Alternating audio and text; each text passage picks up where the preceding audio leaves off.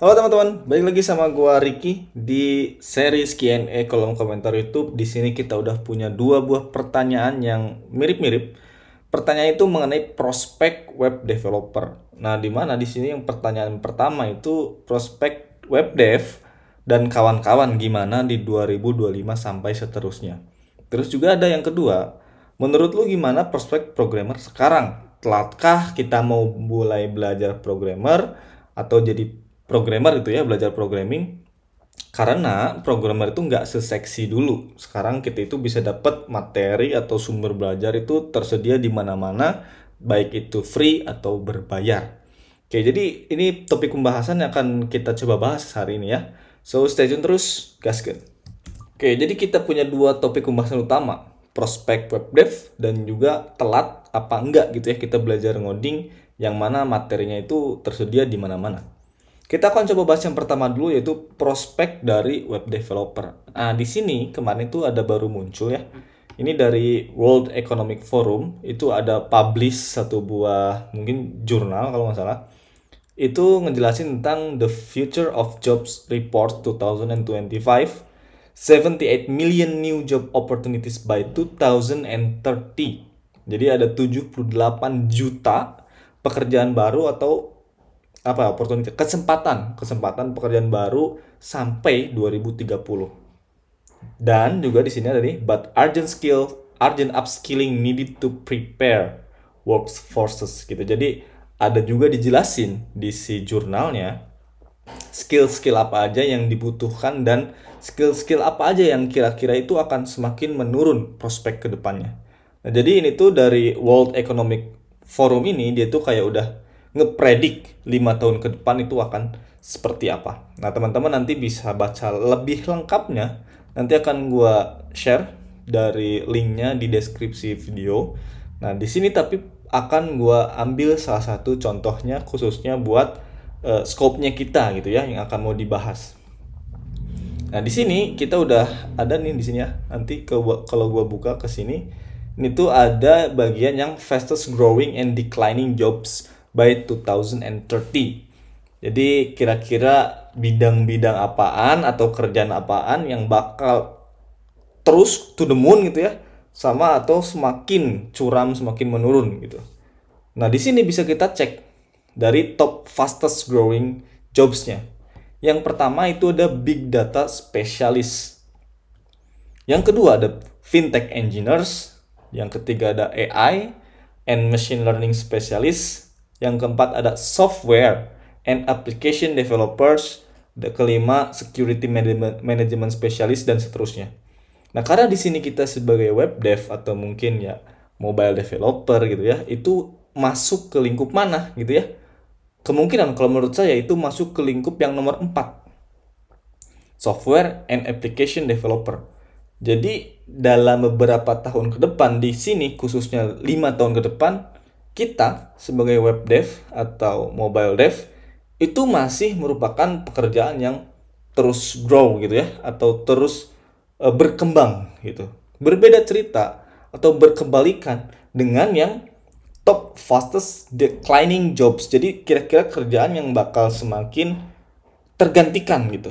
Contohnya yang pertama postal service, kayak misalkan eh, apa ya, postal service tuh kayak mungkin kantor pos gitu ngirim-ngirim barang gitu, atau mungkin yang kayak ngirim-ngirim surat-surat gitu, postal service. Kemudian bank tellers atau related kayak misalkan kalian ke bank, ke teller kan biasanya mau nabung nih. Nah, itu kan mungkin sekarang udah mulai mudah tergantikan atau gimana. Atau data entry kayak kita masuk-masukin data, input data, mungkin masukin data dari sebuah produk atau apa, warehouse. Terus kita ngetik manual, masukin datanya, atau misalkan kalau teman-teman mau masuk ke ke tempat-tempat untuk pengiriman gitu ya, jasa kan ada banyak tuh, ada JNE, JNT, terus dan lain-lainnya gitu ya, si cepat dan lain-lain. Itu kan biasanya suka ada kasir yang input data kan, nah itu masuk ke data entry. Terus juga kasir, sekarang kasir udah bisa digantiin sama robot dan sebagainya kalau di perusahaan yang sudah maju gitu ya. Nah, itu juga mungkin beberapa detil-detil atau bidang pekerjaan yang akan cepat tergantikan mungkinnya di 2030. Jadi kita harus lebih beradaptasi mengenai itu. Nah, dari data-data ini sebenarnya kalau misalkan teman-teman buka di sini ya, di bagian We Forum atau World Economic Forumnya, kalian tuh nanti dijelasin banyak banget dan bisa download gitu ya, mana downloadnya ya. Jadi nanti tuh kalian bisa ngedownload si filenya, disediakan filenya, supaya apa? Supaya kalian nanti bisa ngebaca sendiri. Selain yang fastest growing sama declining jobs itu ada apa aja sih gitu. Misalkan di sini contoh lain, ada lagi tuh largest growing and declining jobs. Itu kayak apaan? Terus misalkan ada lagi nggak ya di bawahnya nih kayak fastest growing skills, AI, big data, itu network, cybersecurity, technological literasi, creative thinking, resilience, flexibility and agility. Resilience apa? Resilience itu ketahanan kita untuk bisa fokus terhadap suatu hal. Nah, mungkin zaman-zaman sekarang ini kayak makanya kenapa yang nonton-nonton video panjang itu bakal lebih sedikit kalau dibandingkan dengan nonton yang pendek seperti YouTube Short, terus TikTok, Instagram Reels gitu ya. Itu bakal makin banyak tuh karena ya ketahanan orang untuk belajar atau sesuatu itu lebih rendah gitu. Jadi cepet scroll aja gitu.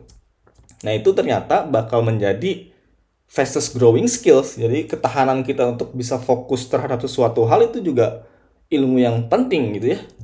Nah, jadi dari sini nih nanti mungkin teman-teman bisa cek-cek lebih lanjut. Itu tuh kita udah ngejawab nih si prospek web dev. Berarti dalam 5 tahun ke depan menurut yang dijelaskan di World Economic Forum, di bagian software and application developer itu mungkin sudah selingkupnya si web dev dan ternyata masih sangat berkembang jobsnya gitu ya. Jadi masih bisa sangat dimungkinkan untuk ya bisa fokus lah ke depan gitu karena di sini udah ada apa ya kayak survei mungkin atau misalkan study dari mereka kalau 5 tahun ke depan itu ya ini loh kerjaan-kerjaan yang bakal bagus dan ini kerjaan-kerjaan yang mungkin akan menurun demand-nya. Nah, dari sini juga kita bisa masuk ke jawaban yang atau ke pertanyaan yang kedua. Telat nggak kita belajar ngoding? Nah, jadi kalau kita konteksnya belajar ngoding, yang mana ngoding itu luas ya. Bukan cuma web dev, bukan cuma mobile. Kalian mungkin kalau lebih going deeper lagi ke data science atau mungkin ke machine learning, LLM, dan lain sebagainya itu akan banyak ngoding juga gitu. Yang mana artinya menurut saya ngoding itu ya nggak telat belajarnya gitu karena based on di sini 2025 juga gitu ya software itu masih oke gitu dan juga kayak di sini skillsnya nih mana ya tadi ya.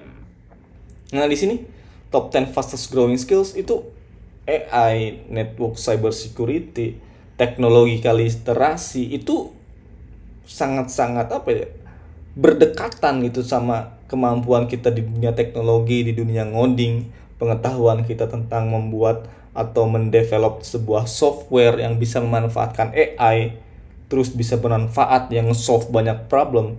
Ya berarti untuk telat belajar ngoding sih menurut saya enggak telat ya. Tinggal gimana kita fokusnya, kita ngoding mau kemana. Misalkan dalam 5 tahun ke depan AI nomor 1, kita mau belajar ngoding itu yang supaya kita tahu lebih banyak seluk-beluknya mengenai AI itu bagus gitu. Tapi kalau misalkan udah start ngoding untuk web dev kemudian teman-teman mungkin mulai ragu ini gimana ya sekarang banyak bantuan AI kayak bikin UI itu gampang banget tinggal copy paste, tinggal tanya, tinggal prompting. Nah, padahal kita itu sebagai programmernya itu yang sebagai headnya gitu. Si AI itu asistennya. Jadi AI itu kalau nggak kita perintahkan ya dia nggak tahu mau ngapain kan. Jadi sebenarnya kita harus yang lebih paham lagi nanti dari sisi fundamentalnya gimana, terus kerangka kerja kita berpikirnya gimana, cara kita nge-solve si problemnya gimana. Soalnya AI itu ya sebagai tools, sebagai asisten supaya kita bisa lebih cepat dalam bekerja, supaya kita lebih gampang dalam menemukan knowledge atau pengetahuan ketika menggunakan AI. Gitu. Jadi kalau dulu-dulu itu misalkan stuck error itu programmer kayak zaman saya waktu pertama kerja 2021 itu masih pakai Stack Overflow. Nyari-nyari Stack Overflow. Jadi kita googling, nyari Stack Overflow, terus harus baca, Kalau sekarang kan lebih mudah pakai AI, dibantu dengan AI supaya lebih mudah ketika kita mau mendebug atau solve sesuatu. Tapi tetap yang ngarahinnya itu kita sebagai programmernya, yang harus bisa ngodingnya juga kita gitu. Jadi apapun respons dari si AI-nya kita bisa analisis lagi sesuai atau tidak. Terus ini udah bener atau enggak? Kita ngerti nggak maksudnya si respon AI itu seperti apa gitu. So, jadi video kali ini untuk membahas prospek web dev itu kalau menurut saya dan juga di sini World Economic Forum itu masih sangat-sangat oke sampai 2030. Terus juga untuk telat belajar ngoding menurut saya sekarang 2025 belum telat. Jadi masih sangat-sangat rekomen untuk belajar ngoding gitu ya. So, segitu dulu video kali ini, mudah-mudahan bisa bermanfaat. Stay tune terus, salam programmer best friend.